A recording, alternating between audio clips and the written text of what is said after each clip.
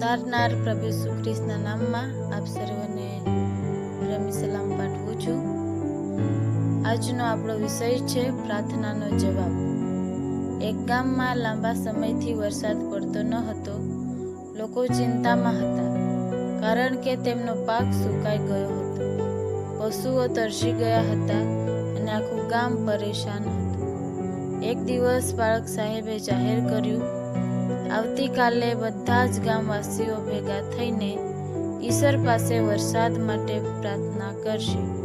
બીજે દિવસે બધા ભેગા થયા. કોઈએ શાલ ઓઢી હતી, કોઈએ પાણીની બોટલ લીધી, પણ એમાં એક નાનકડી છોકરી છત્રી લઈને આવી.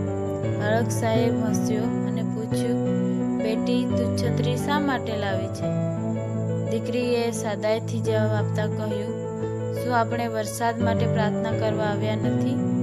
મને વિશ્વાસ છે કે ઈશ્વર જવાબ આપશે.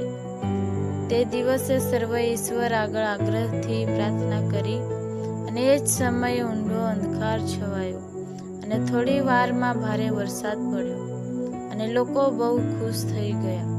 પવિત્ર શાસ્ત્રમાં માર્કની લખેલી સુવાર્તા 11મો અધ્યાય અને 24મી કલમમાં લખવામાં આવ્યું છે કે, તેથી હું તમને કહું છું કે પ્રાર્થનામાં જે સર્વ તમે માંગો છો તે અમે પામ્યા છીએ એવો વિશ્વાસ તમે રાખશો તો તે તમને મળશે.